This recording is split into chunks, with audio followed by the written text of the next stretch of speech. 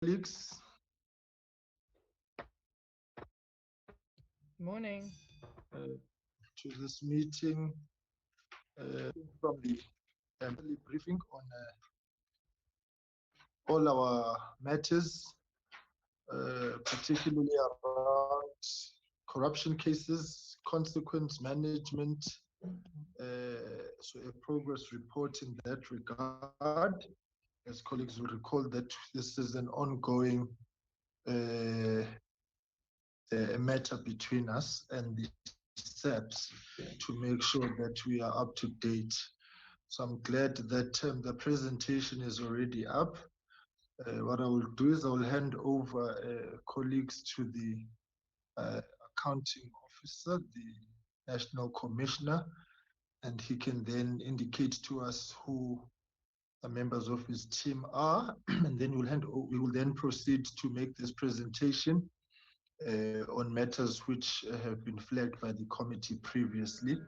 And then we will take it from there. So if we can then hand over to the National Commissioner, and Ms. Tombi, please enter the apologies into the record accordingly of members. National Commissioner, over to you and your team.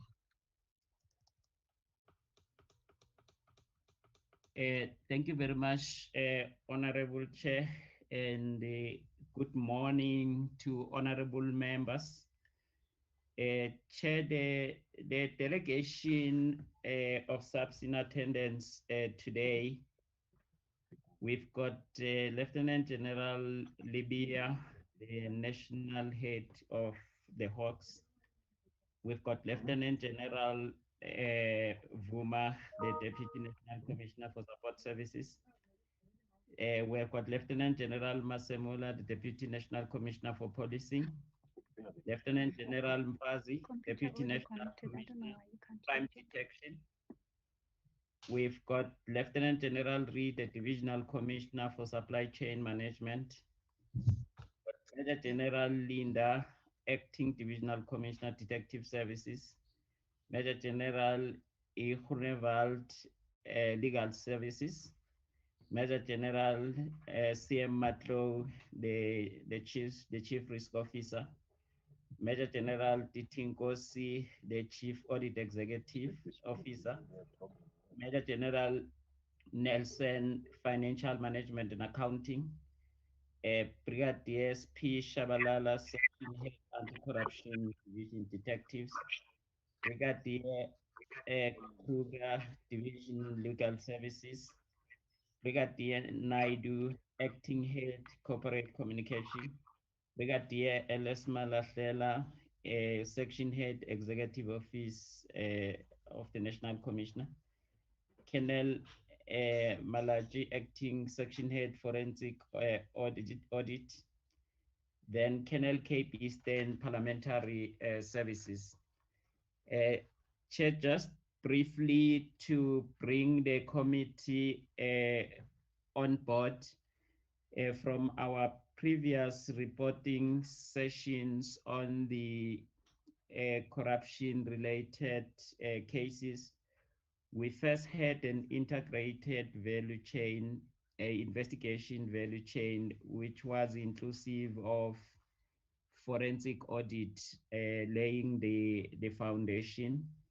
Then we had an investigation team involving SAPS, IPT, DPCI, and as well as National Treasury.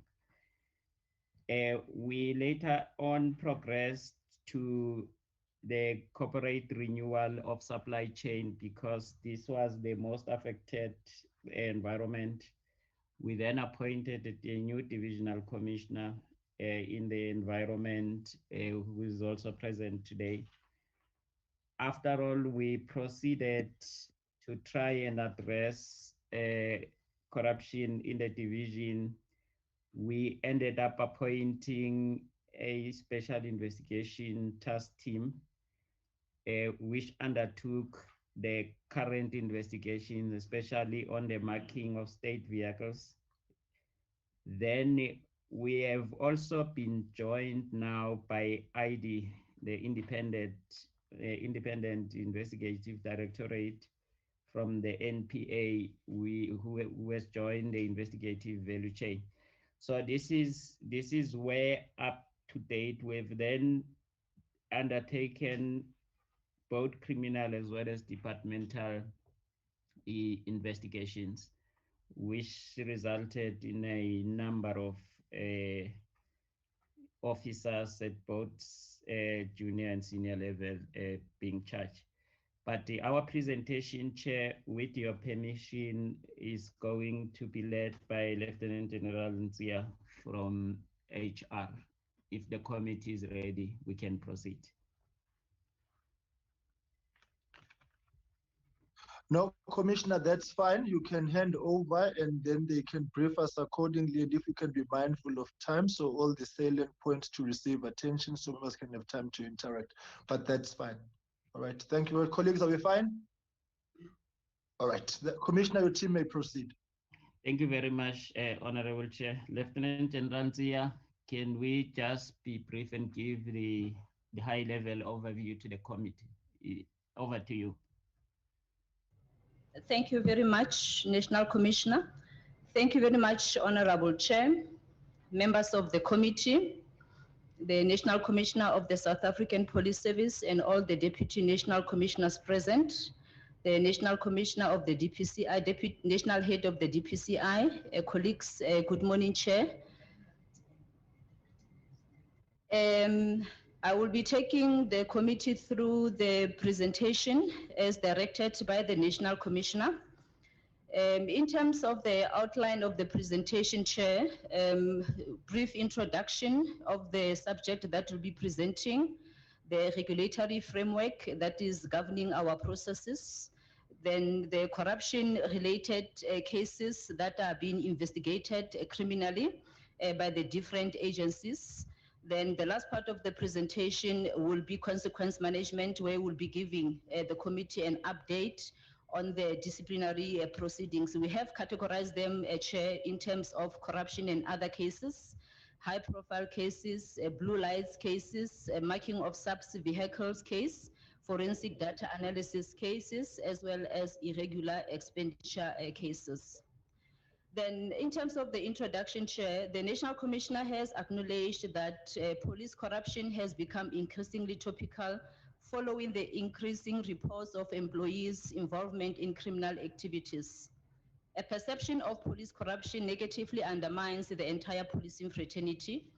There are institutions, Chairperson, institutions such as the DPCI, IPIT, Detective Services, National Anti-Corruption Unit, as well as the newly formed Investigative Directorate. They have been established, Chair, to investigate corrupt activities, including activities by SAPS employees. One of the mandate of these institutions is to ensure that corruption is effectively addressed within the South African Police Service and other state departments. I can also indicate, Chair, that in some cases, SAPS has initiated forensic investigations, which also exposed corruption and resulted in initiation of certain criminal and departmental proceedings. And the scope of this presentation, Chair, will cover in the main the criminal investigations, which is currently being handled by our detective service, as well as the disciplinary proceedings, which are being monitored by human resource management. The regulatory framework, we are referring to the PRECA Act, the PFMA, the IPET Act, SAPS, South African Police Service Act, as well as the SAPS Discipline Regulations of 2016 and the SAPS Code of Conduct. As I've mentioned, Chair, earlier, that there are agencies that are also doing some investigations within the organization. I just want to highlight the cases that those agencies are currently. General, if I may interrupt you momentarily, if you may turn on your camera, I'm advised that our meetings are being on all parliamentary platforms. So those presenting, yeah, fantastic. All right, you may proceed then. Thank you very much, Chair. My apology. Chair, just to share briefly in terms of the cases that are currently being handled by those respective agencies that I have mentioned. The ID, they are currently having 9 cases that they are dealing with. The GPCI is having 146 cases, IPIT 5 cases, and the SAPS National Anti-Corruption Unit, they're having 237 cases. And in total, the total corruption cases is 397. I believe, Chairperson, that these other agencies that I've mentioned, given the opportunity, they will be able to share with the committee in terms of the progress that they have made in terms of those cases. The only one that I'm going to focus on, Chair, is the Detectives National Anti-Corruption Unit cases, the 237 cases.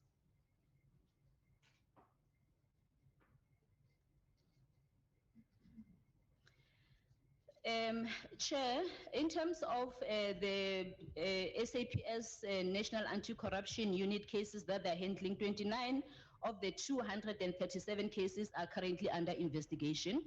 30 of the 237, they are currently pending the decision of the National Prosecuting Authority. And the 178 cases that are currently running at court, this is where our members were arrested. In total is 237 cases. Just to give a breakdown to the committee in terms of the location of these cases, we are having 7 cases in the Eastern Cape and Free State respectively, and 5 cases in Gauteng, 3 cases in Limpopo, Mpumalanga, Northwest each, and 1 case at Head Office Division. In total, there are 29 cases that are still currently under investigation by the Detectives National Anti-Corruption Unit. The 30 cases, Chair, which I've indicated that they are awaiting or pending the decision of the National Prosecuting Authority, we are just giving a breakdown in terms of the location of these cases. 9 cases are in the Eastern Cape, which is the highest share, followed by Mpumalanga with 8 cases, and Free State and Head Office, there are 4 cases respectively. Northwest, 3 cases, KZN, and Northern Cape is 1 case each that is pending the decision of the National Prosecuting Authority. The 178 cases, Chair, that are at court where our members were arrested, we are having 145 cases in the Western Cape. Western Cape is topping in this case, Chair, followed by Gauteng with 25 cases. Then Free State, they're sitting with 23 cases. KwaZulu-Natal, they're having 13 cases together with Eastern Cape and Head Office. Northwest, there are 19 cases, as well as in Mpumalanga, Limpopo 6 cases, and Northern Cape 2 cases. The next slide, Chair, is just giving an indication in terms of the ranks of the members that were arrested. It's 1 Major General that was arrested, 2 brigadiers, 3 lieutenant colonels, 5 captains, 33 warrant officers, 83 sergeants, 124 constables. Public Service Act, there are 3 as well as 3 reservists. I must indicate, Chair, that in 1 case, you might find that there are more than 1, is more than 1 employee. There might be 5, depending on, because normally they work in groups, Chairperson, when it comes to issues of corruption. What is concerning, Chair, is the lower level members. As you can see, we do have quite a high number of lower level members that were arrested due to these corrupt activities. Chair, that is all in terms of the corruption related cases which are being investigated criminally.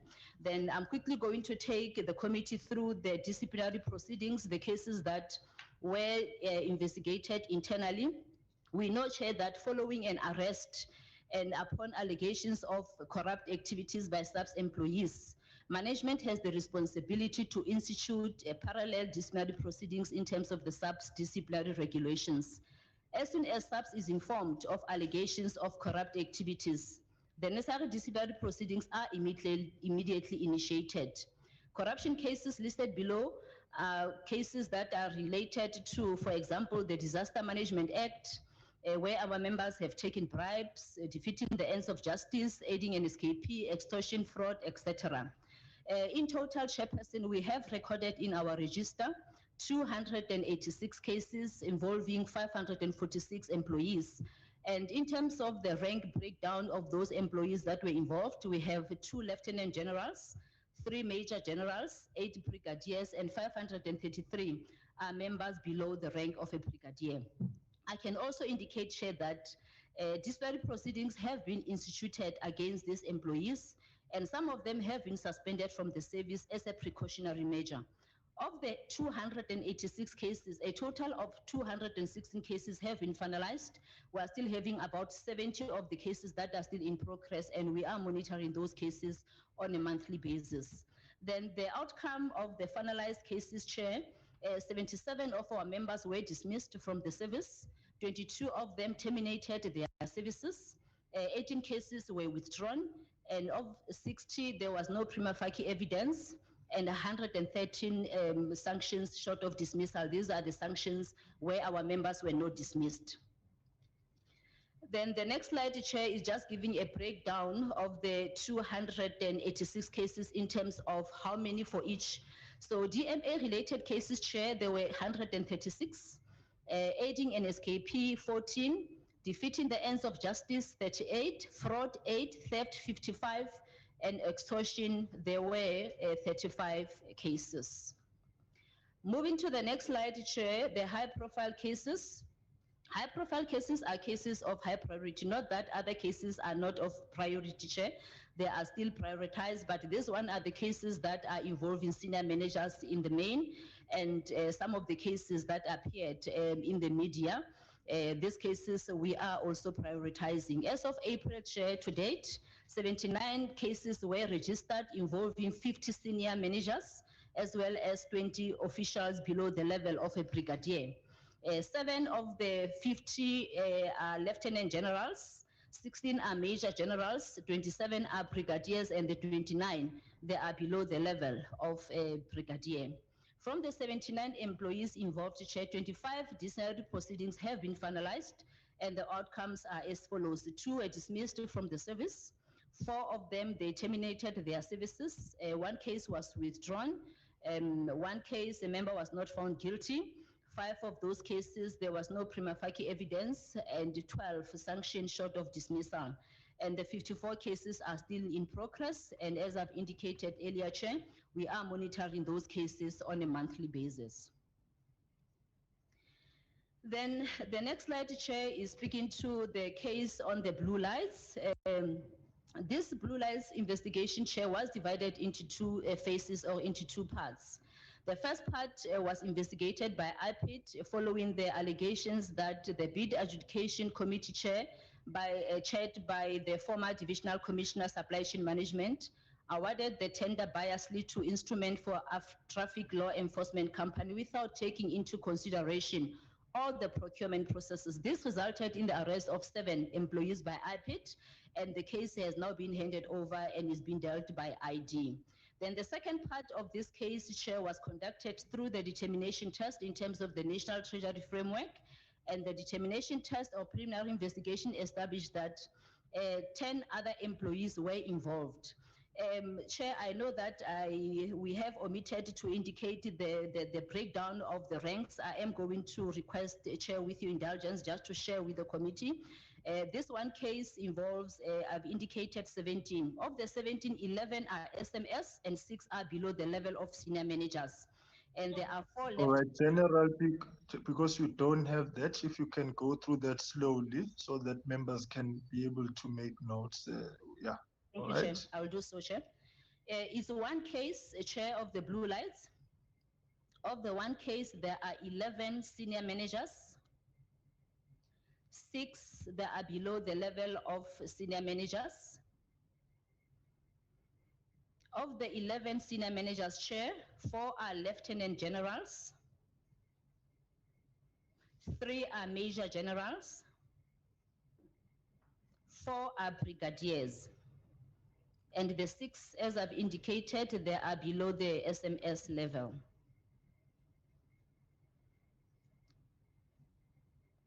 Then in terms of the outcome, Chair, 5 of our employees exited the service. 1 was dismissed from the service, but on an unrelated matter to this one of the blue lights. 4 were exonerated. 7 disciplinary proceedings are in process, and there is 1 member who is on suspension. 2 suspension was uplifted, and 4 were not suspended.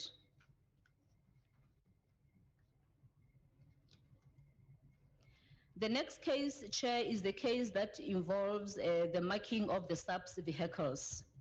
The allegation relates to manipulation of procurement documents for the branding of SAPS vehicles.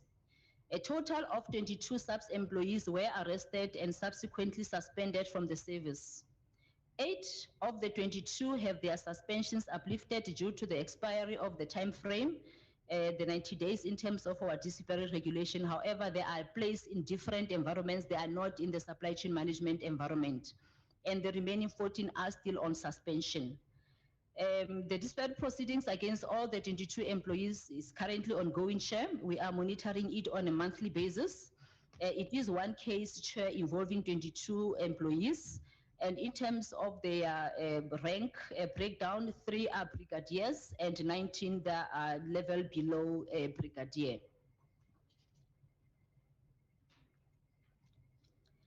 Then the case on the FDA forensic data analysis, SAPS appointed Sizwe Nzaluba Kobodo Advisory Services to conduct a forensic investigation into the procurement processes followed in the appointment of FDA in respect of 5 contracts. The investigation of these contracts emanates from allegations of corruption raised by the IPID against the erstwhile acting National Commissioner. Forensic investigation into alleged irregularities relating to FDA for the procurement of forensic light sources has been finalized and has implicated several members of SAPS. To this effect, criminal cases were also opened against SAPS employees. The 5 contracts are as follows, Chair. One case was divided into 2 phases. Phase 1 implicated 15 employees, and their ranks, Chair, 4 lieutenant generals, 2 major generals, 3 brigadiers, and 6 are below the level of a brigadier.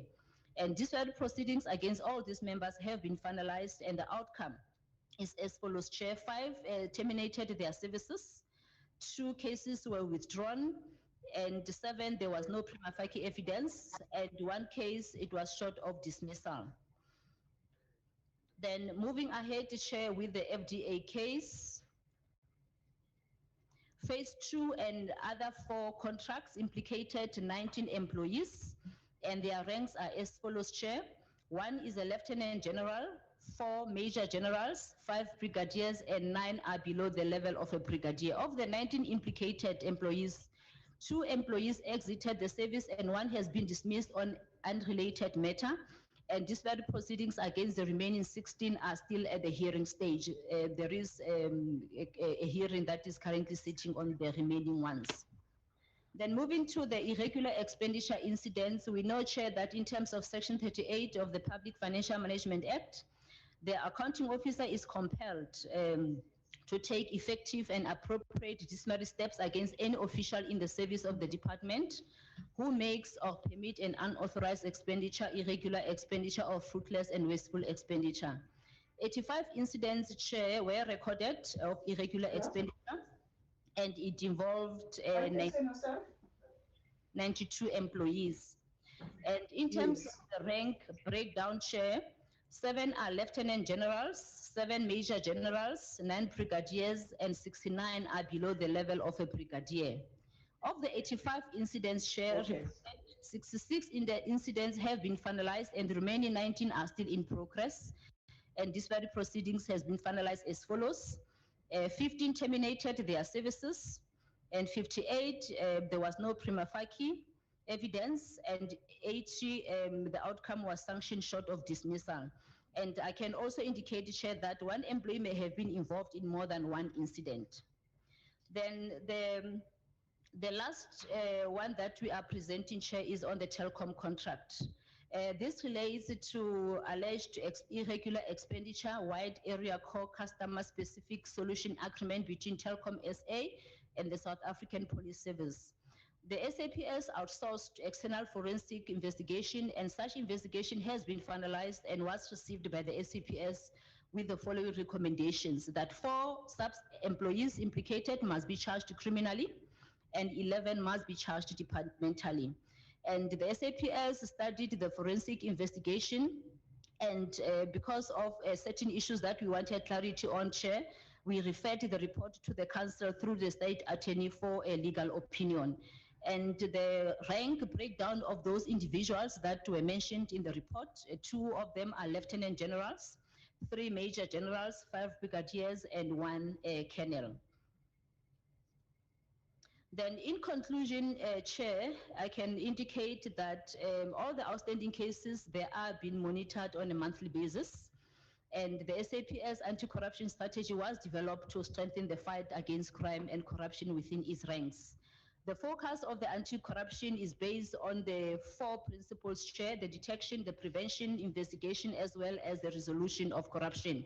And the strategy is aimed at encouraging employees to act with integrity that is beyond reproach. And SAPS, Chair, will continue working together with all these agencies to make sure that those members that are supposed to answer for their deeds, they do answer for their deeds. Thank you, Chairperson. That concludes the presentation. All right, thank you very much, General. Commissioner? Thank you very much, Chair. Maybe it could just be to add in summing up that 2 of the lieutenant generals mentioned throughout the presentation, out of the numbers, 2 has been dismissed already. Then of the 22 terminations, because most of the members, the moment they realize we have invoked the disciplinary process, then they resign. We have also instructed Section 81 of the Public Finance Management Act to kick off in those instances. Then finally, on the strategies that we have activated, it's the anti-corruption strategy cited in the conclusion, but we've also then introduced the contract management strategy in order to make sure that our contract processes are now fully managed and monitored. Then we've also reviewed the enterprise risk management strategy. We brought in a professor to assist us and guide us, because most of the cases emanate from the strategic risk, that is processes. So I think these are the processes that we've put in place as measures to make sure that the situation does not repeat itself again. But unfortunately, the situation compelled us to act very decisively, and we have therefore adopted what I can refer to as a cleanup campaign in order to clear the organization of this. Thank you very much, Chair, for the opportunity. All right, no, thank you very much, General, National Commissioner, and your team. All right, we will go straight into questions. We'll start with the Honorable Leith and then the Honorable Somia. Mkhonto, Chair. Okay, Honorable Leith. Thank you very much, Mr. Chairman, and thank you to General Sithole and his team.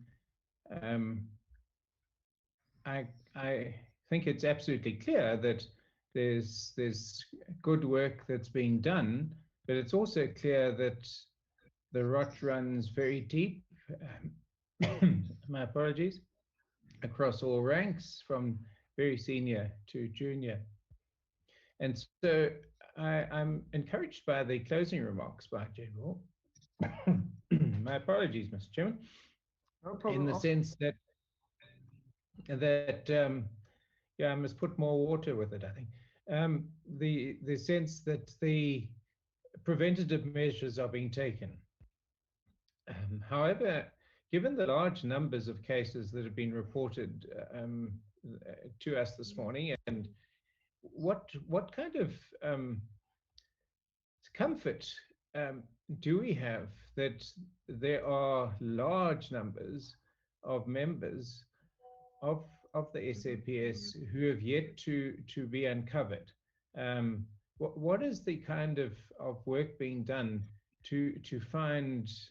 I mean, we're not going to find everything, but to get some comfort that the vast majority have been exposed. Thank you, Mr. Chairman. Okay, Honorable Somio.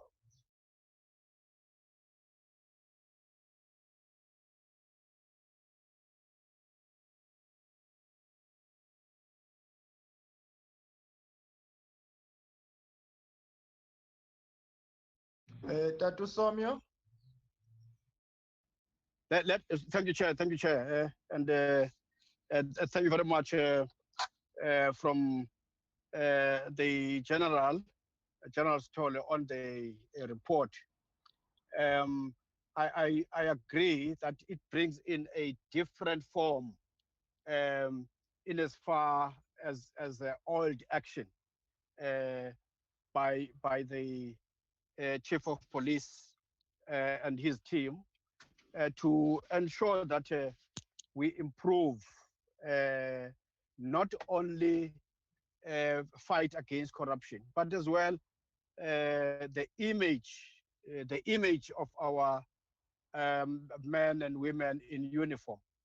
If indeed that improvement counts, it tells us clearly that from now on we are going to start afresh to guarantee that indeed our police services become more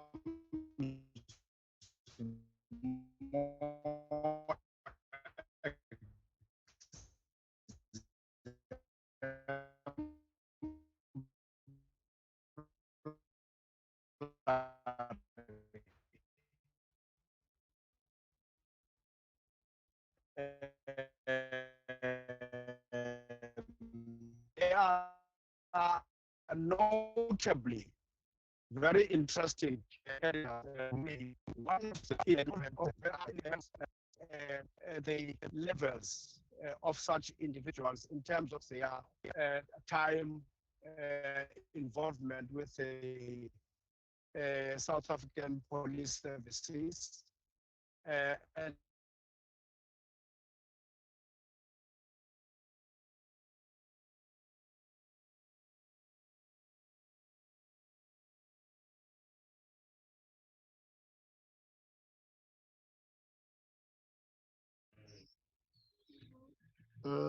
I'm not sure if Honorable Somio is still online.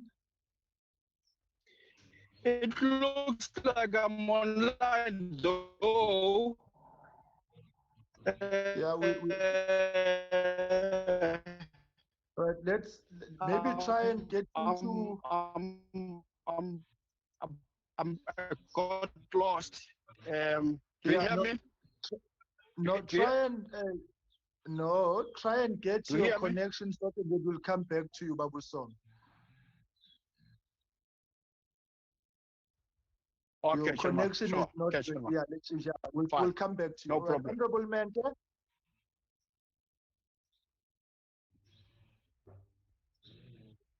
Yeah, yes, Chair.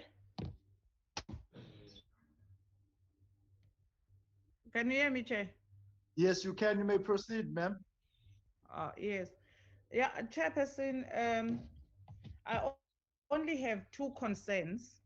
One are the people who have resigned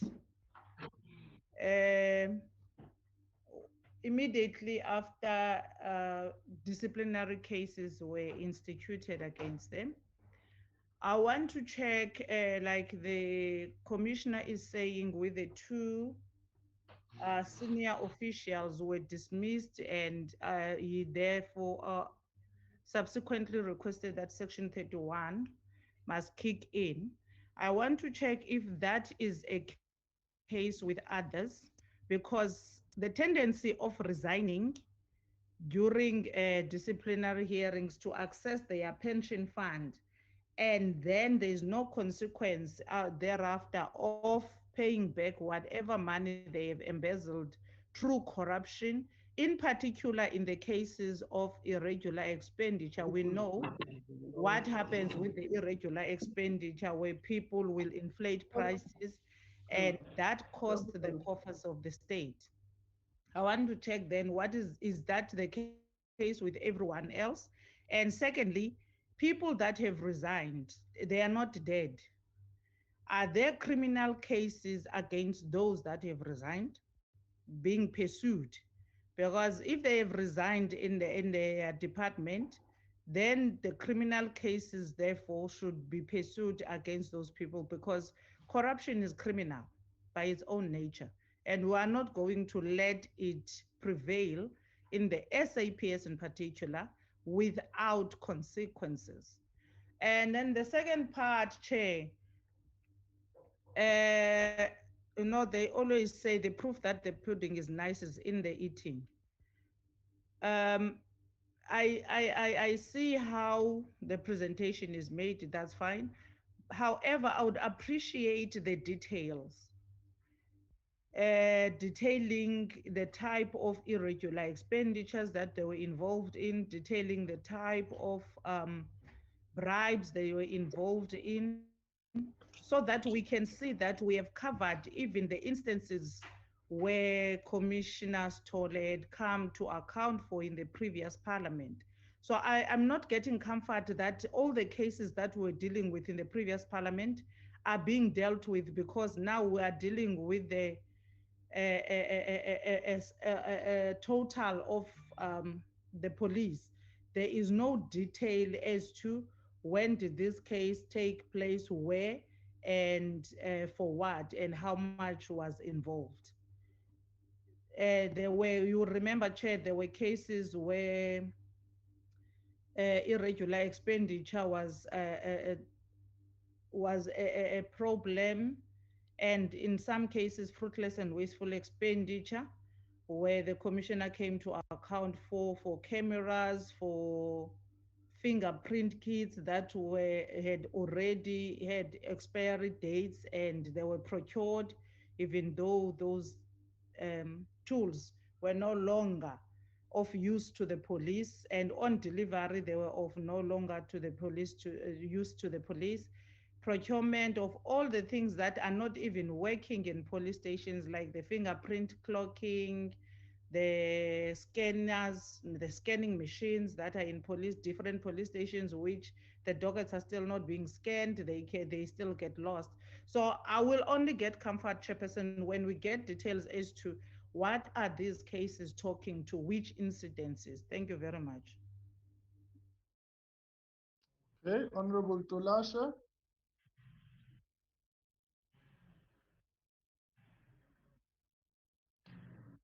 Honorable Tolasha, Honorable Mkonto, Honorable Zibula, Honorable Van Minen, and then we'll go to Honorable Son. In that sequence, colleagues. Thank you very much, Honorable Chairperson. Like my colleagues did, I really want to welcome the presentation and its detailed, Honorable Chairperson. Indeed, there's work that is being done by the team of the General. Thank you so much. Chair, mine will be, my colleagues have already covered me in some areas, but where they discovered that there's no prima facie evidence, that creates a little bit of a problem for me, not because we should really take people and charge them without having evidence, but my worry whether they are able to double check their own systems. Can the police themselves when it comes to that? Because my worry is that if we have that more frequently, then there's a possibility of you being sued and really lose some money in that process. Is the commissioner very convinced, and can he talk to that when in some areas we discovered late that in fact laba bantu abenzanga lutho akuna evidence? Are you sure of your systems?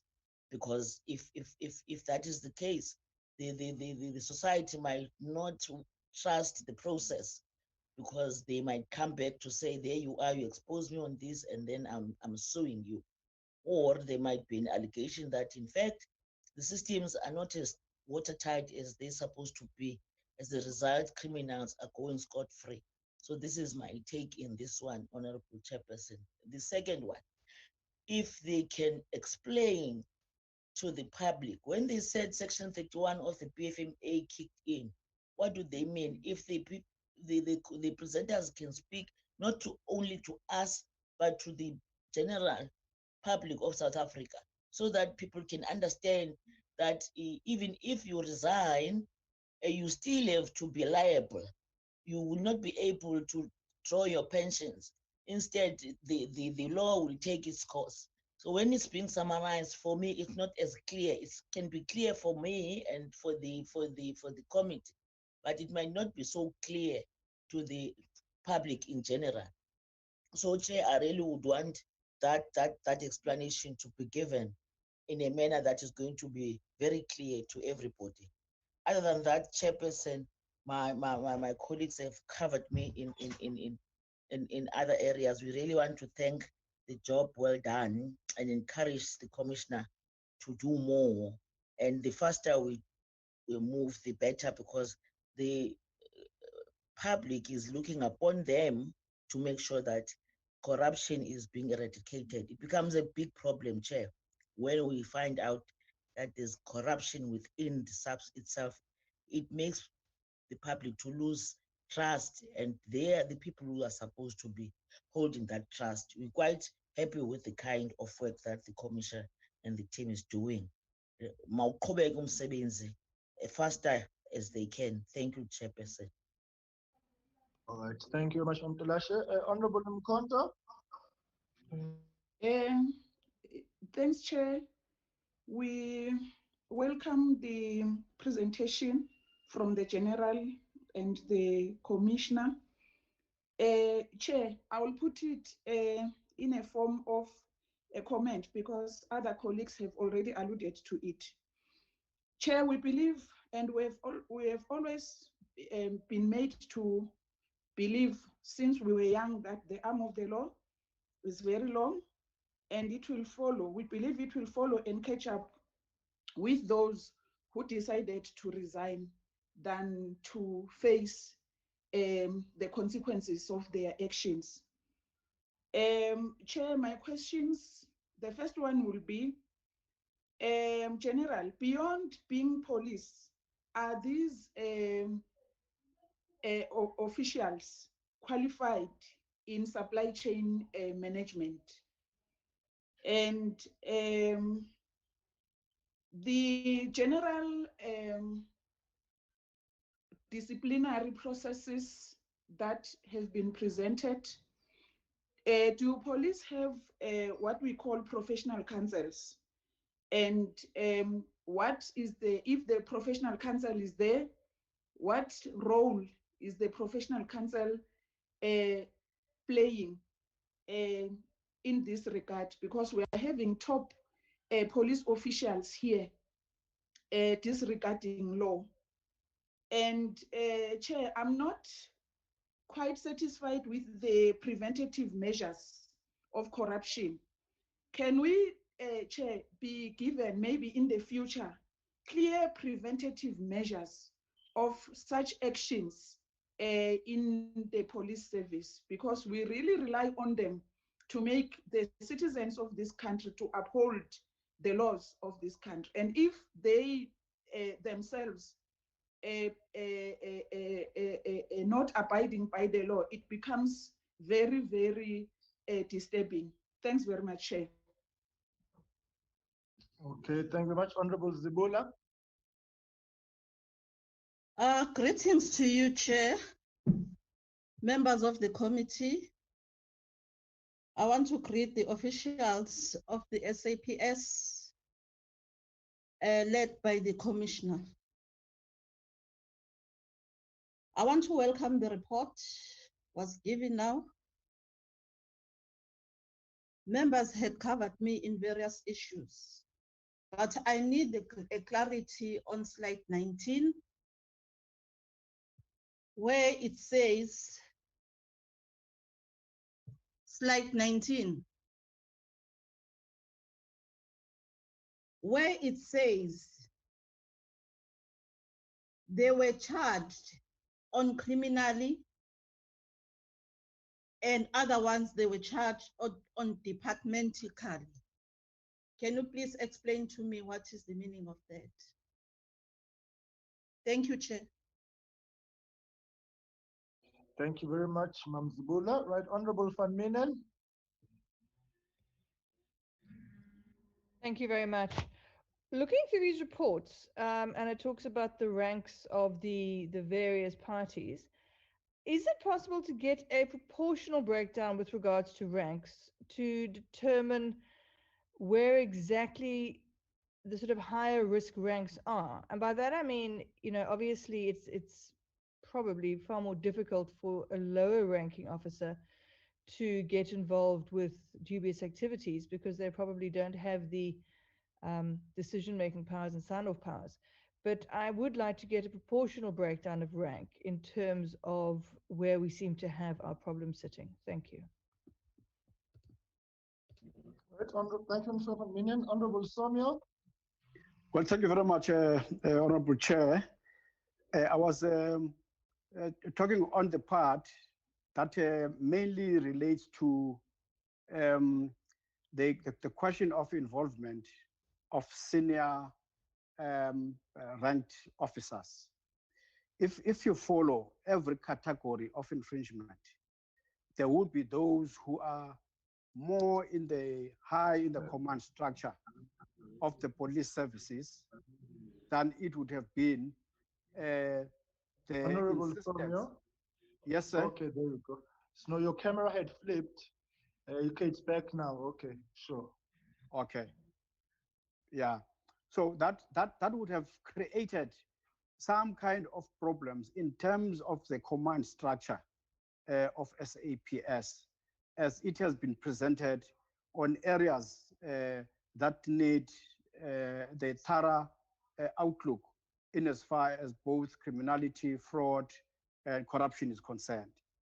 And to the commissioner, what does that tell us in terms of the nature of the police with responsibility high up in the hierarchy and in maintaining stability, discipline, just within the SAPS as a force itself. The third area is the area that relates to the dragging of disciplinary processes, such that other members are brought back into the employ of the service.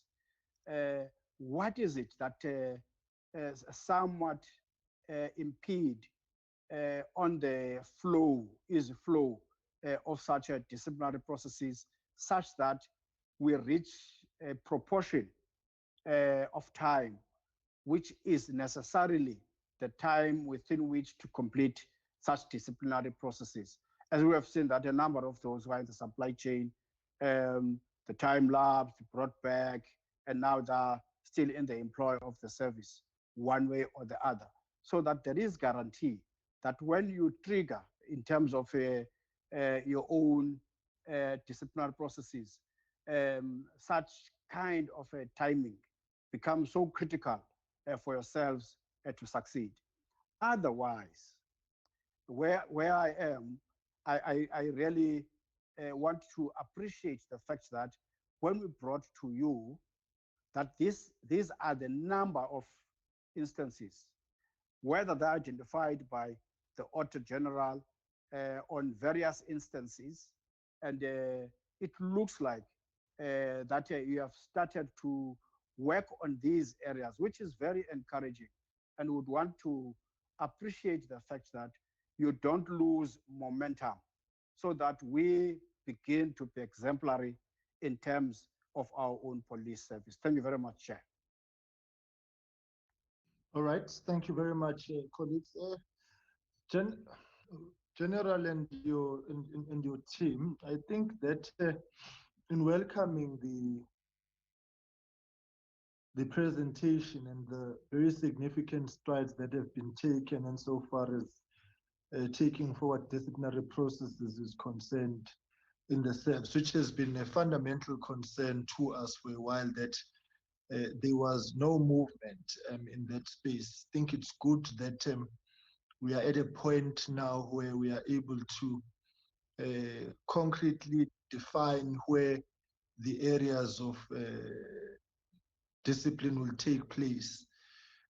I do want to zoom into the issue of people resigning on the eve of disciplinary processes, which, as we have determined over the past few weeks now, colleagues, that this is a norm, which is derailing effectiveness, but also at the same time, it is about people emerging elsewhere. So it is becoming a revolving door, which is not in the interest of a state machinery, that is protected from the kind of corruption and mismanagement, fraud, and maladministration we have come to see. So with that, Commissioner, I would like to then check whether you have done an exercise to determine where these people are, and whether in finding that out you've informed where there are new areas of employ, if they are within the state of the issues. I raise this because, colleagues, you will recall that when the SIU was here, they raised the issue of the CFO of the Department of Correctional Services. And in that meeting, it escaped my mind that we had dealt with the issue involving the CFO of Correctional Services, which emerged in a hearing that he had previously been with the Municipal Demarcation Board, where he had left under a cloud, and he had then gone to Correctional Service. But the significance of that is the Municipal Demarcation Board advised Correctional Services. So I think that kind of example of cooperation between state institutions and government departments is very, very important. So our issue now becomes, what did Correctional Services do with the information that they had actually received? Those are the kind of things, Commissioner, that you want to tighten the loopholes of this revolving door. And so I would really just want to gauge as to whether the SAPS is cooperating with other institutions of state in that regard, and to say that the correspondence that we had received from the Municipal Demarcation Board, we handed it over to the SIU for them to look at as part of the investigations going on. It helps the process if we create those linkages for amongst issues. The second point, which I think colleagues have raised very sharply, is about, whilst this reporting is very good and welcome, I think, Commissioner, what we do want, though, is that for future reporting, is that we list that Lieutenant General Hlengwa was charged with this on this day. This is where his matter is. And then you begin listing all of the Major General lists, was charged with this on this day. This is where his matter is. Deputy Commissioner Somi was charged with this. This is where his matter is, and so on and so forth. So that we can have a tracking exercise and mechanism on a case-by-case basis of all these things. So they is presented as a package, we tend to lose sight of problematic individuals or individuals who may appear somewhere else on another matter that we may be dealing with. So the issue of names is very, very important for us to know who are the people we are dealing with, and so that we can manage and monitor the progress of their individual cases, but also their movement is important, against the background of the just one example that I've given involving Correctional Services and the Municipal Demarcation Board. So if the reporting can take that format moving forward, flowing from this in the next quarterly report that will be beneficial. Right, National Commissioner, I will hand over to you and your team, and then you can provide responses. I think we have always lamented and raised our own discomfort as this committee that it most often than not, it's the lower rank officials in government departments who are charged and appear before court. And so it inspires confidence, which you must therefore now sustain, National Commission and your team, when you've got a DNC who is charged on these matters, because lower rank officials, whilst they must also be held accountable to for their own actions, it is most often than not unlikely that they perform these actions of corruption without the aiding and abetting and instructions of senior officials. And therefore, the charging of a deputy national commissioner is very, very significant and is something we don't take lightly. But the challenge now becomes, are you able to sustain the momentum?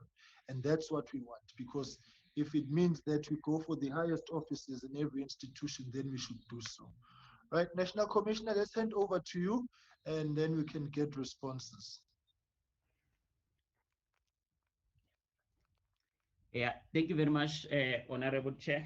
And let me also express appreciation on behalf of the team and the South African Police Service as a whole for the guidance, the encouragement, and as well as the questions by the honorable members. Chair, I will take the strategic part of the questions, but after all, I will then request the chair that I afford the team to add a little bit more relevant details with their environments. Chair, I would like to start with the question that relates to the terminations of service. I think there's several honorable members who touched on this particular question and also asking for us to clarify it for public understanding. Firstly, Chair, I would like to indicate the root cause, the recent root cause why service terminations are increasing. I think we have started to intensify the expeditious process.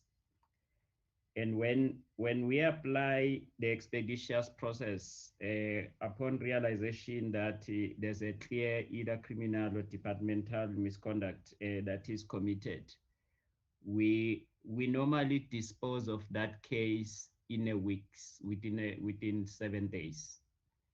And then the person concerned would know we will be facing the dismissal within that short space of time. So we no longer follow the long process of disciplinary. Now, most of the cases, as you see what comes out in terms of corruption, they actually warrant the expeditious process, and hence most of the people resign. But as they resign, I just want to correct this, the section of the Public Finance Management Act, section 81. I have given an instruction, firstly, that the CFO must scrutinize all disciplinary processes together with HR, so that we see whether the person who is charged departmentally did not cause damage to the state, either financially or otherwise, which must be dealt with in terms of section 81.2 and 81.3. So the CFO function is scrutinizing at the present moment all our cases. Now, if a member happens to resign, that particular member, firstly, we check whether is there no criminal pending, so that criminal process can continue. But secondly, we also further check whether has this member not caused the state to lose money or to spend money otherwise? And then once the CFO function is scrutinized and there's an outcome that this person is owing the state, we instruct HR immediately to freeze the pension. So that we communicate with the pension building, we hold on the pension pays out. But then there's other investigation components like DPCI and SIU. I think they will also then kickstart their own processes of asset forfeiture and other processes of recovery, which are related thereto. Then we further task CI to establish the whereabouts of these people so that they can communicate with all other intelligence agencies. For the reason that if this person gets employed somewhere else and is beginning to earn a salary, this person must still continue to pay us. But we also want then that particular institution to know what is the history of this person from our side. So this is what I can say with regard to the resignation. But within the NAT joints, we are currently working on the nerve center, and within the investigation families, they've got a fusion center. So what we are formally working on is an integrated data observatory so that we can share the data concerning these matters. Then, Chair, there's also the question that talks to these large numbers and how do we expose that is the members, those who are committing these particular mischiefs. Firstly, Chair, the Forensic Audit Foundation is still in place and it continues. But we've decided to extend the scope. We're now working together with the Auditor General, and we have also then decided to activate other oversight bodies so that we link together with them. Within SAPS, we've got the inspectorate, but within the ministry, we've got the secretariat, which also that is monitors. Then this process is working continuously, but within the anti-corruption strategy, we also have the ethics committee that also continues to look at matters like this, and including the risk management committee. Then we have also we're in a process of capacitating CI on the lifestyle audit as well as vetting. And we have then decided to align the lifestyle audit process as well as vetting so that those processes can assist us to pick up cases at the earliest convenience. Then I would then like to explain the no prima facie evidence. I think firstly, there could be a criminal case against a member, and the divisional commissioner during the presentation has explained that the moment there's a criminal case, we open a departmental case. It might happen that from the criminal side, there's then no prima facie evidence against such an employee, and the case is either withdrawn or disposed of otherwise. But departmentally, we can still have a case and we will proceed to deal with such a person. But then again, it can also happen vice versa, that departmentally we don't find any transgression in terms of the regulation, but criminally the matter still continues. So I think it then works in terms of that particular manner.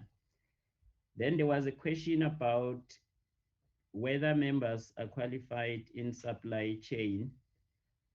I think what we're discovering is that the majority of the members charged, they are qualified in supply chain, but they have then decided to exploit the system and develop a modus operandi, obviously to commit mischief. But at the same time, we are also picking up cases which actually compelled us to go on a corporate renewal process of supply chain, and which requires of us to conduct a total restructuring of supply chain. So there are those employees who will no longer continue to serve at supply chain as a result of what we have found, and we're working on a total corporate renewal of the environment. Then the clear preventative measures, I think we will provide a detailed report which will include control measures that we have put in place, because it's extremely important for us to prevent the situation from reoccurring again. Then there was also a question that talks to the presentation details as far as the report is concerned, and the Honorable Chair has also touched on the question of the names. What we are going to do in future, we are going to provide the details, but I'm just gonna put in an upfront request through the chair to say we will give all the names, but there might be few names which we might not be at a position to relate on them because of their criminal status. But such names, they would still be shared via the chair, where we will only request that such names are not ready to be taken to public because it may compromise certain cases. But we are going to comply fully with the directive of the committee. There was a question of why are the departmental cases dragging. I think firstly, Chair, we've also, I think this particular problem is cutting across the whole public sector of the dragging departmental processes, and in our discussions with the other criminal justice role players, we have also proposed for the review of the regulations pertaining to internal investigation. Then secondly, from within SAPS, which we have seen it to be a bad tendency. There's people who will take state money, and after all, when you charge them, they take you to court with the same money. Unfortunately, the departmental process is also open to court processes. So sometimes we also face a number of court processes before we would finalize such a matter. And once a court comes in, we are then bound to follow the court dates in terms of dealing with the matter. And only after it is disposed of in court, then we can be able then to proceed again. But in order to make sure that these cases are no longer delayed from our side, where it is clear that a criminal conduct or as well as a clear departmental conduct has been committed, we go the expeditious route. And in such cases, I think it has bettered the situation because we are no longer taken from pillar to post until the suspension period expires. I think, Chair, my team would like to add few clarifications on matters that are specific to them. And with your permission, can I give them the floor, Chair? Thank you. No, that's fine. Just no Commissioner colleagues will come in for a second round of follow-ups. That's fine, Commissioner. Thank you. Good morning, Chairperson, Honorable Chair, General Vuma here, honorable members, members of the South African Police Service. In addition to what the National Commissioner has already answered to, we have noted the concerns of the committee members that they want the details. We have all the details. It's just that it was making a presentation too thick. So with the permission, we will be able to submit the information through the National Commissioner. It is indeed true that the National Commissioner has instructed that we must ensure that when we are instituting disciplinary proceedings against members who might have committed financial misconduct in terms of Section 81 of the PFMA, we must also take into consideration the content thereof. So those misconduct include, amongst others, the officials who may have failed to comply with the legislative framework, who might have permitted or makes unauthorized expenditures, irregular as well as fruitless. So those charges are included in the disciplinary charges of those people who might have committed such misconduct.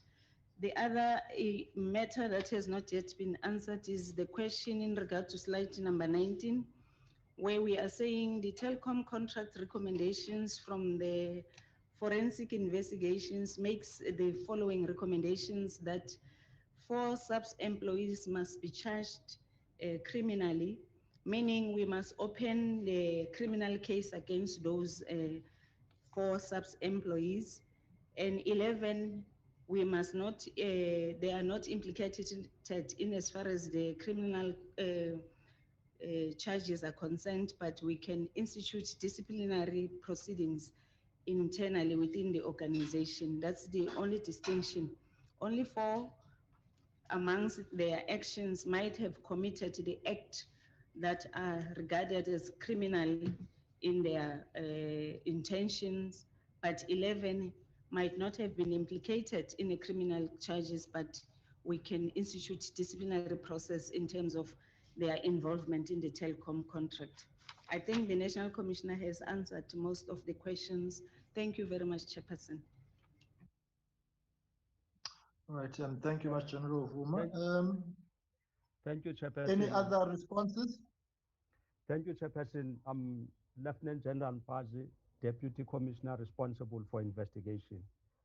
In amplifying the issues that have been raised by National Commissioner, there is a critical issue that was raised by Honorable Somyo with regard to the issue of sustainability.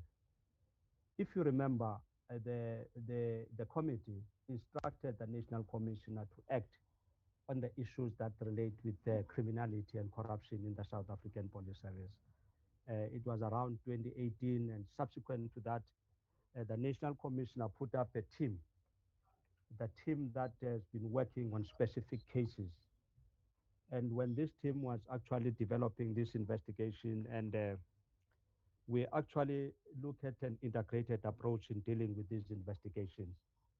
And later on, with the establishment of the ID, we have been joined by Investigative Directorate together with the IPIT.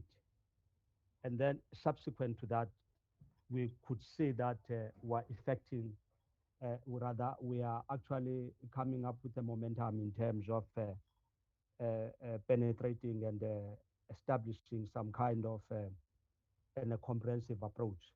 That's we ended up arresting some few individuals in the South African Police Service, particularly the senior officers. Then also critically so in our investigation, as the chairperson has indicated, that what are we doing about those people when they are being charged internally? Their resigning. I think our approach in the investigation, as I've said, that is an integrated one, and the NASCOM has alluded to that point, that we are actually involving all disciplines that relates with investigation. The critical one is the one of following the money. When there is an allegation against an individual, we have to understand that there is money or not that this person is accumulating in as far as his or her activities are concerned. Then basically the issue of asset forfeiture unit, the issue of financial investigations comes into play. Therefore, I think that kind of an integrated approach, that's what makes us to follow the money. And also when a person feels that if has been charged either criminally or departmental decided to run, already we understand that this individual has actually accumulated or he has made money out of the proceeds of crime.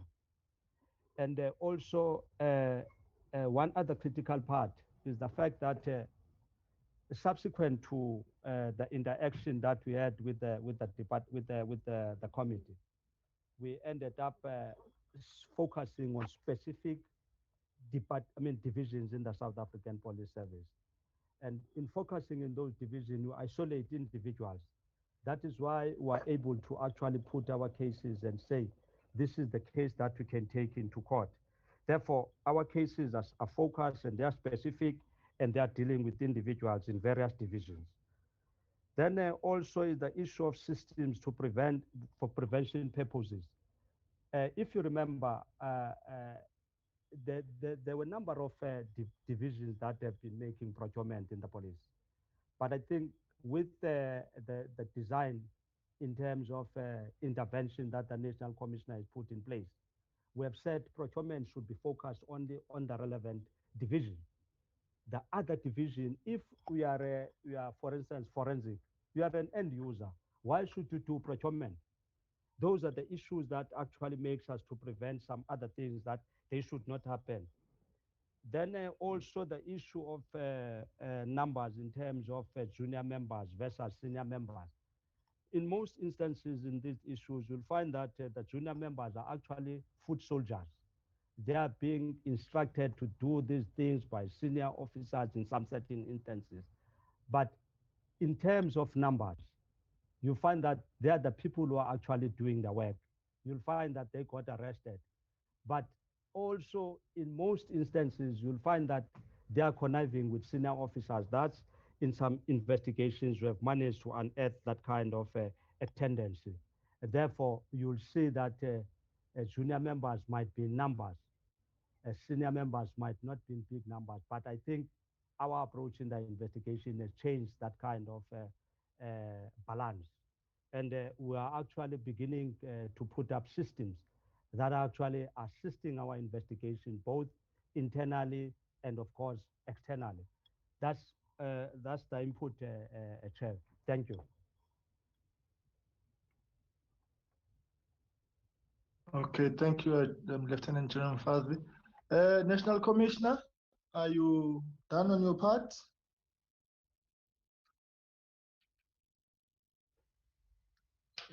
Thank you very much, Chair. I think we are done, except just to say there's some of the cases which are criminal, which were made cold deliberately. And for that, we've also brought in the cold case unit. So there's other cases that we are taking through analysis. And the cold case unit has also revived a number of cases with arrests. So it's part of this particular value chain. Thank you, Chair. All right, thank you very much, National Commissioner. Colleagues, any follow-ups?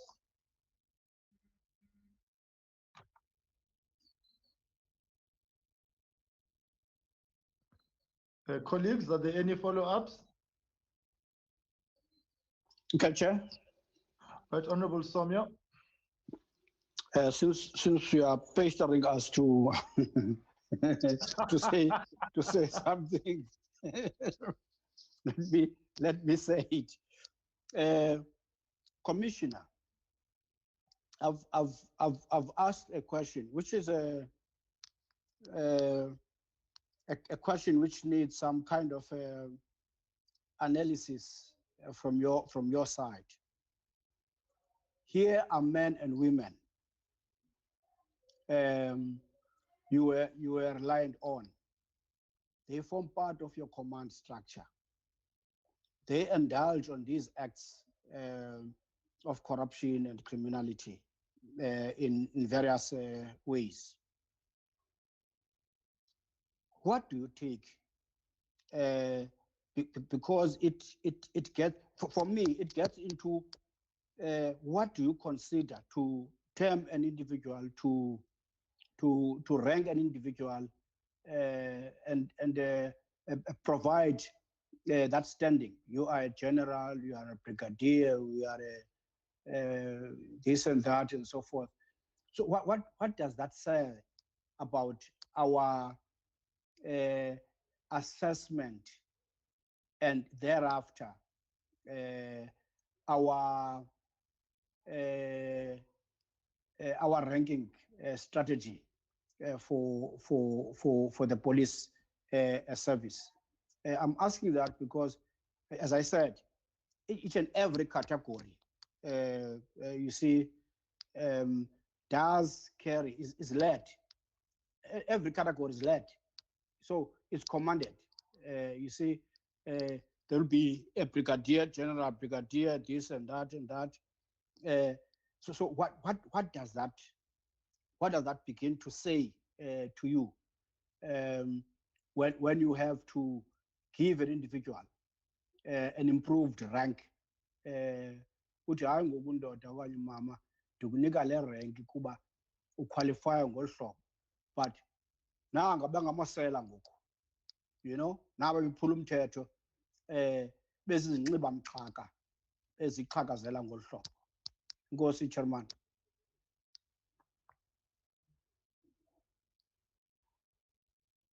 Honorable colleagues, any further comments? Honorable Chair. All right, Honorable Hatebe with an H, welcome. Over to you. Yes, no, my apologies for being late, and I'm even skeptical, Chair, to raise questions because I've missed quite a lot.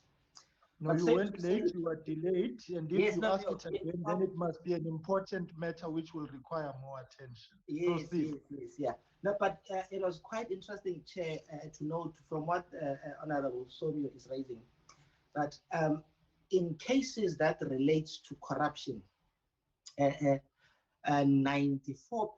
of those are low-ranking officers. But in cases that relates to procurement of goods and services and mismanagement of such, it's high-ranking officer, obviously because those that will sit in procurement bid evaluation committee are senior in nature. But what concerned me, Chair, is that the low-ranking officers, the number is quite huge, and it gives us a serious concern in terms of future growth and promotion of those. By the time they get to a point where they need to be promoted, those who are still within the system and have not yet been identified as corrupt will be promoting people that are corrupt to the core. So the critical question that Honorable Somio is raising, I wanted to amplify on that one, Chair, that it's quite concerning because, of course, as the report states, your constables, sergeants, 124 of them who were charged, and 86 of them, it's just minor cases, theft and extortion, fraud, and aiding escape, because they have not been exposed to that level, Honorable Chair, of dealing with procurement. Imagine if some of them are involved in such instances and they have not been found. By the time they get promoted, it's going to be a mess. Chair, but what I wanted to also get assistance in terms of clarifying, maybe the presentation has clarified, what does it mean to say sanction short of dismissal? Because I've seen in these cases, others were dismissed and others, the service terminated. But that one of sanction short of dismissal, what does it mean? And there were certain cases where officers that were suspended were brought back because the 90-day has lapsed without finalizing the case, and others were still suspended. So I wanted to get a sense, Chair, whether or not, obviously, maybe they're not suspended on the same day. Are they also anticipating those that are still on suspension and their case are still ongoing? Are they also going to be brought back? And that number is going to increase of officers under disciplinary processes and being brought back and taken to different roles. That won't inspire confidence in those officers of the law who are doing the good work. So they need to try and expedite the disciplinary processes, because I think the Act, when it envisaged 90 days, there was an anticipation that cases, regardless of their nature, should have been completed within 90 days. I understand it takes time, but I think the Act and the spirit of giving 90 days was in anticipation that those that are in charge of disciplinary hearing will do whatever it takes to expedite the process of concluding cases. Because it's not a good thing to work with someone who's allegedly involved in corruption and it's taken somewhere else. Thank you, Chair. All right, let's hand over to the Commissioner and his team if there are no further questions.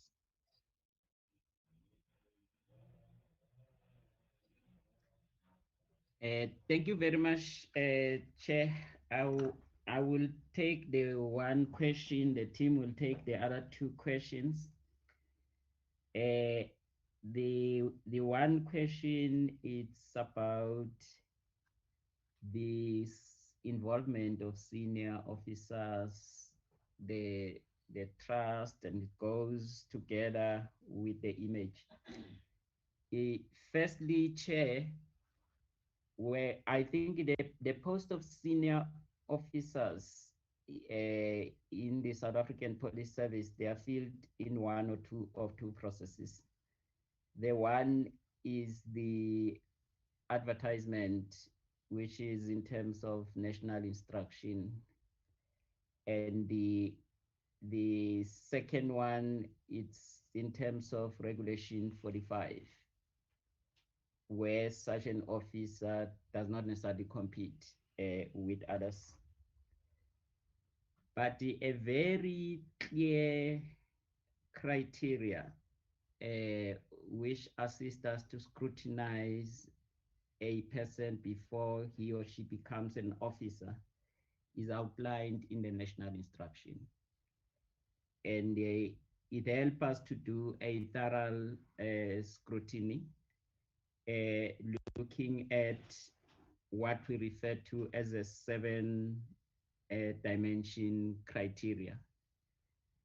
And once the officer is taken through that particular criteria, then we get convinced that such a person deserves to be an officer.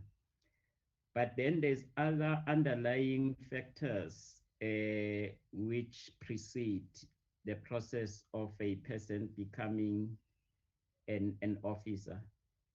The first one is the existence of a succession plan, which the South African Police Service did not necessarily have it formally, but we have now formally introduced it, I think 2 years ago.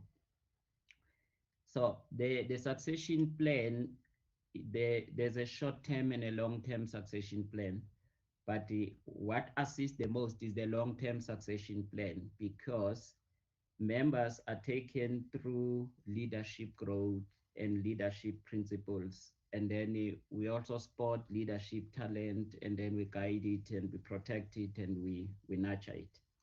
So then those members, they've got the opportunity to grow through the system, then exposed to management ethics and leadership ethics, and then trained and mentored, because linked to the succession plan is the mentorship strategy, which is also formalized within the transformation strategy. Then there's other processes which are very critical. The one again that links to your long-term succession plan is the vetting process. If members are exposed to vetting, and when they also get to certain environments through their vertical mobility, they also then would get exposed to lifestyle audits, so that we make sure that they don't venture into financial transactions and situations that are beyond their living means.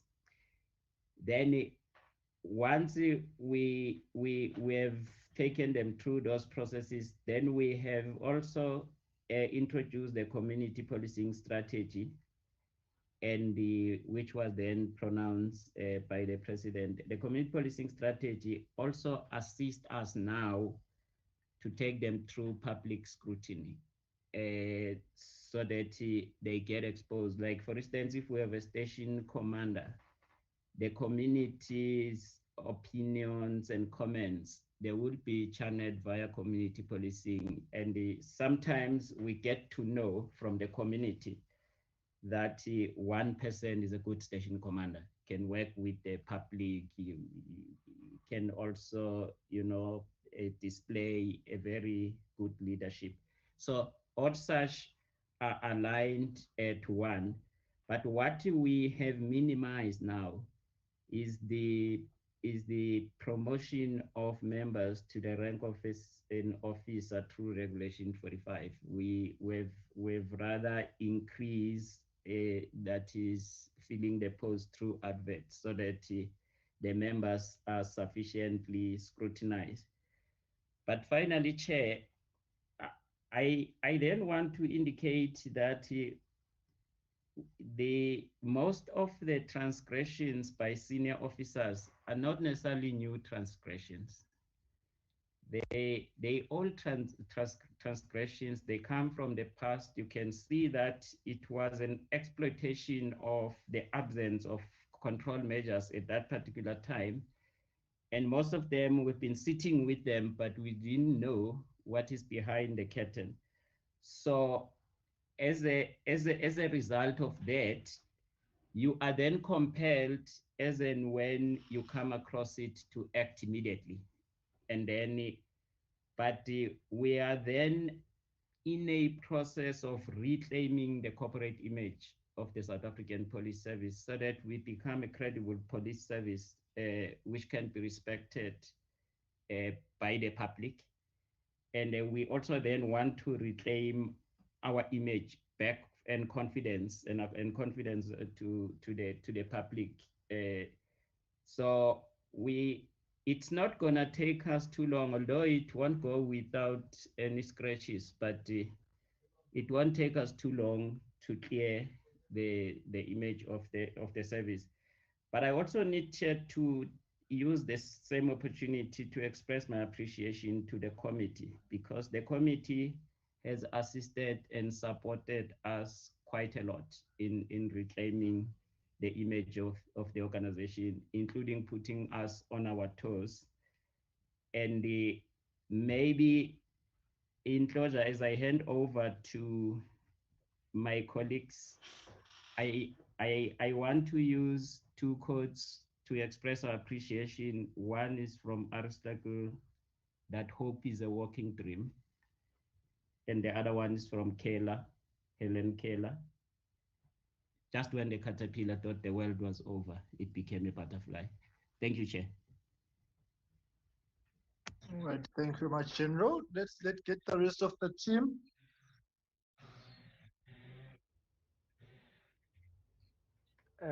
Thank you, Chair. I'm Lieutenant General Paz again.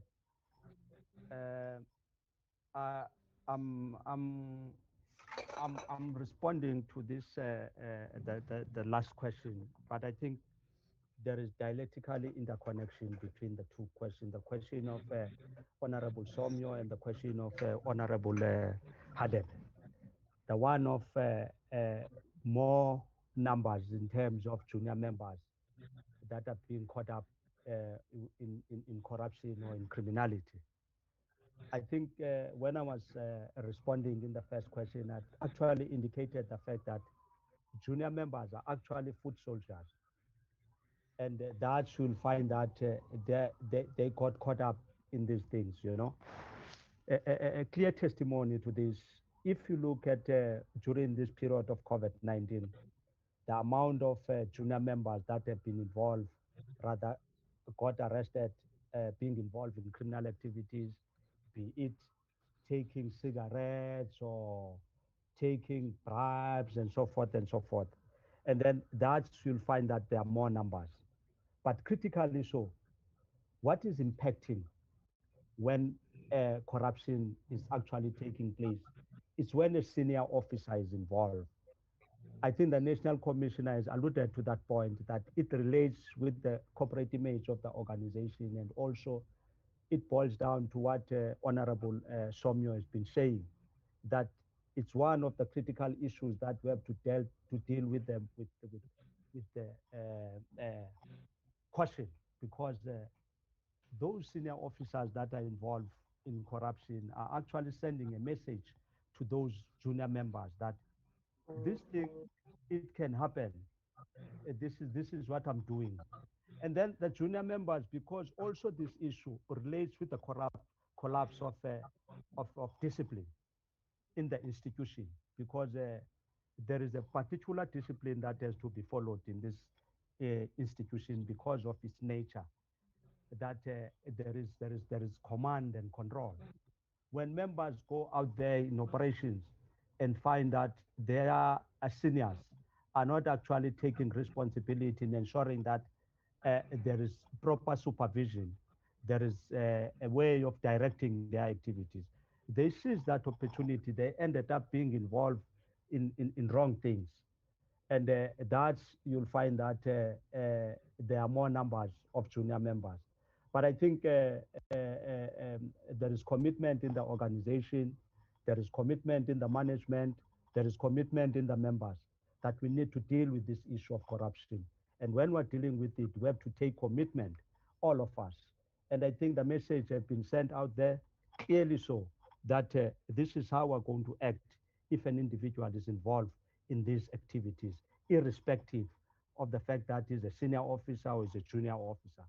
In essence, what I'm saying is that on the side of the organization, Honorable Chair, there is commitment on the issues of dealing with corruption and dealing with criminality, and also to ensure that our members are being taken back to the normal discipline of the South African Police Service as an institution.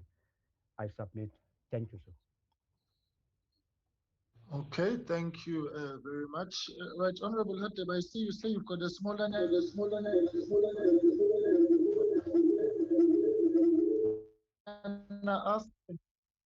Yes. No, thanks, Chair. And I appreciate your courtesy.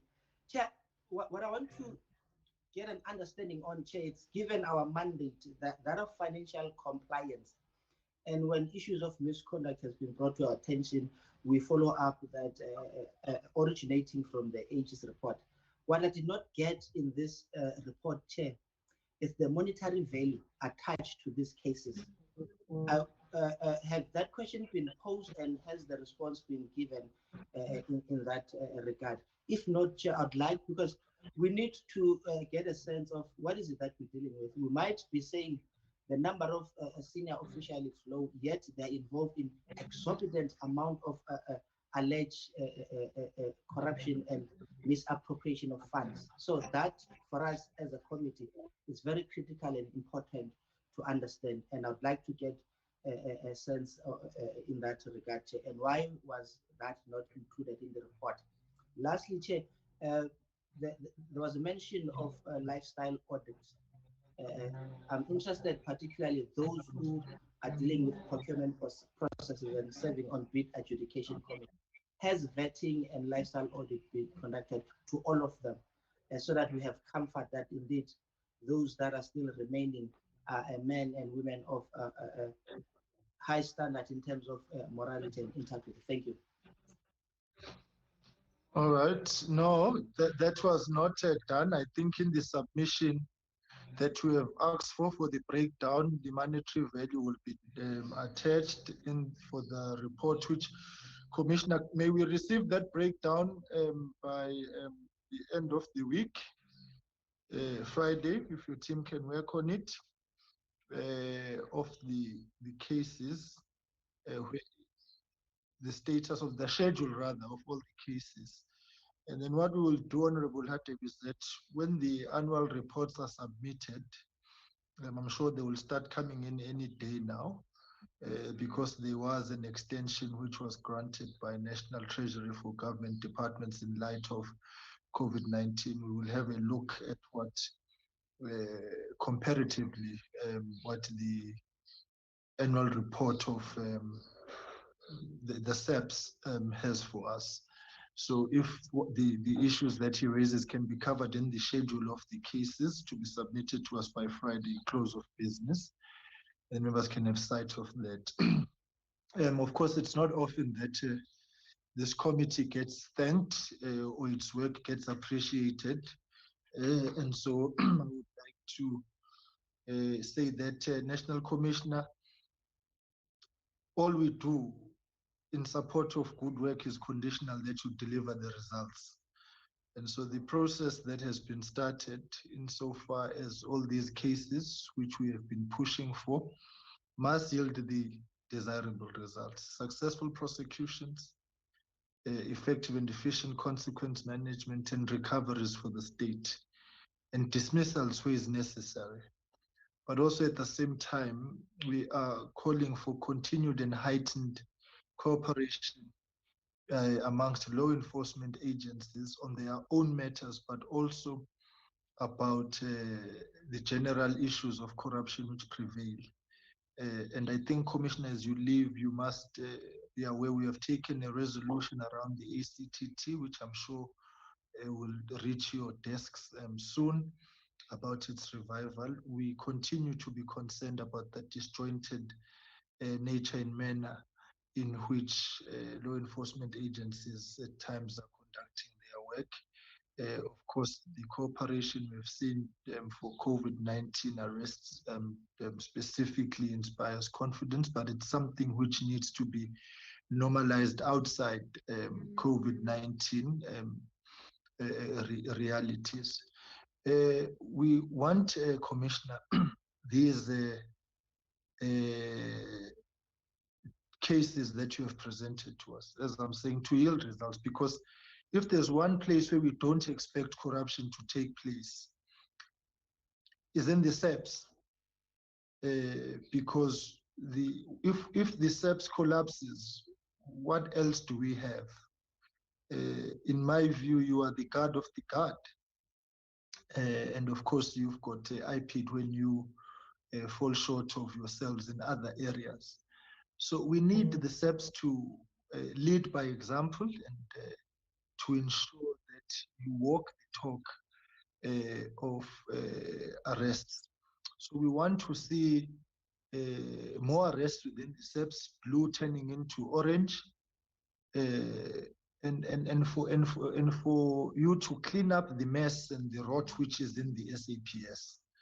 And so we live here today with probably our anxieties more allayed than they were from our previous encounters, when there is now a particular and sharp focus on these matters. And I think, colleagues, our approach to all these matters is what is helpful, that we exert the pressure but channel the focus of government departments and entities to be able to focus on the important issues. And so we are expecting, Commissioner, that in your next round of reporting, we will be speaking on results now, which this process would have actually delivered. So we hope that that is well understood, and on the thanks that you convey, we can only say you're welcome, and encourage you to do the right thing continuously as you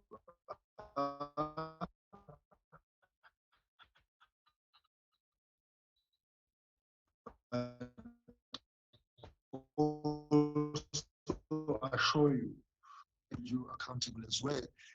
We discuss your and prioritize those as well. So I think we will await that schedule on Friday from the SAPS, and we'll consider it as part of our ongoing and continuous monitoring. Colleagues, if we can leave it at that, I think we were getting an update because we had really wanted the SAPS to show cause and commitment towards consequence management. And now we've got a particular structure upon which we know where things are, and we will then monitor that. Colleagues, tomorrow we'll be meeting at 6:30 in the evening on the matters of SAA. Specifically, we know that we have had to postpone because the announcements insofar as SAA by and large were pinned on the MTPBS. That was done last week. And so we will now get an update insofar as where things are. The department and the business rescue practitioners and National Treasury will be appearing before us alongside the Portfolio Committee on Public Enterprises. There was an overlap on this reporting, and it was felt that they will end up repeating the same thing twice in one day. And so we felt in coordinating our schedule that the meeting will then take place at 6:30. Once the House is adjourned for questions at 6, members will have a comfort break of 30 minutes, and then we will come in at 6:30 to deal with the SAA related matters. I'm sure documentation around that will circulate for the preparation for members, and then we will take it from there. At this point, we are expecting a full complement delegation from the business rescue practitioners and the Department of Public Enterprises. I would like to thank you, colleagues. I would like to thank all right, Honorable Liz, I almost skipped you there just before we close, right? Honorable Liz. Thank you, Mr. Chairman. It's not to do with the SAPS, and thank you to them for their presentation today. With regard to tomorrow evening's meeting, I just want to put on record dissatisfaction or whatever that we're having yet another joint committee meeting on any matter, but on this matter that we've been dealing with. But Mr. Chairman, if there are documents to be circulated, that would be great. But the questions that we put in writing after the May meeting, we still haven't had any replies to all those questions, and so I hope that we will see those replies before the meeting tomorrow, preferably. And I'm wondering whether perhaps someone could remind the Minister and SAA about those questions. Thanks, Mr. Chairman. No, that is noted for tomorrow. We have, yes, Honorable Hadebe. Yes, well, let's do this, colleagues, just 1 second. Let me first thank the National Commissioner and his team. Babu Stolio, thank you very much for the presentation today, and with the understanding that the issues that we are requesting for Friday will be submitted to us so that we don't detain you with our housekeeping matters that members just want to iron out ahead of tomorrow's meeting. So I'd like to thank you very much, Commissioner and your team, and we shall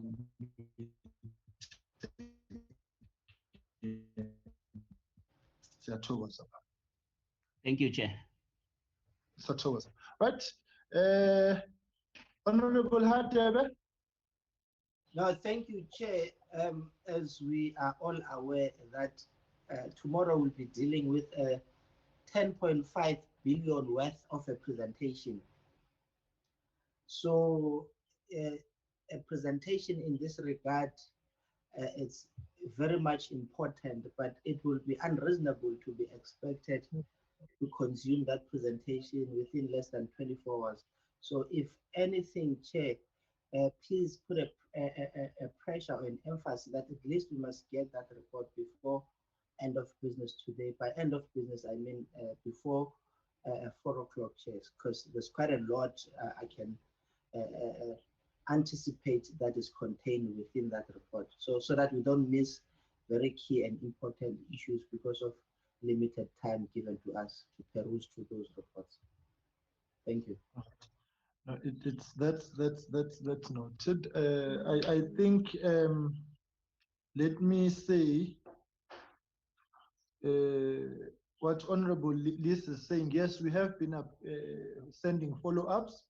It is an item which we will raise tomorrow, and I'm encouraging members to do insofar as submissions by SAA and the department is concerned on all those outstanding matters. But Ntando will circulate to us to refresh our memories on her tracking, her dashboard of questions sent to SAA specifically on what those issues were. But because she captures all of that and makes sure that as responses come, we check whether they are responding to the questions that have been put. So if Tando, you can circulate to members the SAA section of the dashboard, all the outstanding matters and where they have not responded to, and just maybe double check that there have been no responses to issues. But to the best of my knowledge, we have not received responses, and so that is a matter for tomorrow. Dombi will communicate with the SAA on that any submission must reach us today, and so that we are ready for tomorrow. I mean, that is why we are also calling National Treasury. I felt that they should attend as the people who will be providing the 10.5 billion rands. So colleagues, I hope that is fine. If I can check the group, I think we're all good. All right, colleagues, if there's anything else, may I humbly thank you very much again for today, and may we meet then tomorrow evening at 6:30. Thank you, Chair. Any other business, the meeting. Colleagues, before we go, we will be circulating. You will recall General Olomisa sent a letter. We had that circulated. The opinion of Parliament was circulated. If that can be, colleagues can study that.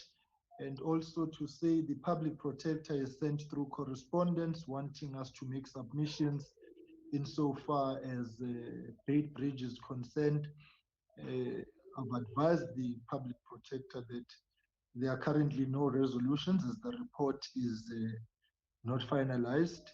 And as colleagues recall, when we last discussed the report, there was the office has transcribed the issues which Minister Mapisa Ngagula had raised, and that will be circulated to members. So I think we will have to agree on a day when we finalize that report.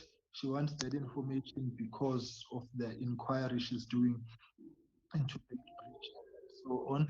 But as things stand, we don't have a report, and I do not think that we're in a position to circulate to her or hand over to her draft report. And also I've indicated to the public protector that the fundamental challenge on our part is that the complainant to her is a member of the committee. So I'm not sure how she plans on navigating that and where and how she seeks to place us in this investigation. But Parliament Legal will communicate with her on the documents that she wants, and we'll take it from there. But all of that will be circulated to members. I'll request that you apply your minds to General Olumisa's letter and the opinion that Parliament has given us. I think the matters are pretty straightforward, but we'll have to make a determination on that one. All right, colleagues, I just wanted to make those nothing yabonga. If there's anything else, the meeting will then stand adjourned.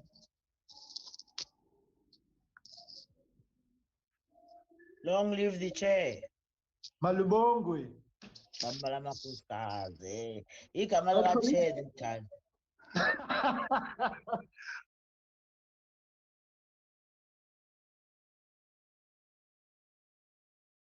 Cool. Sure. Martina, sure, bye.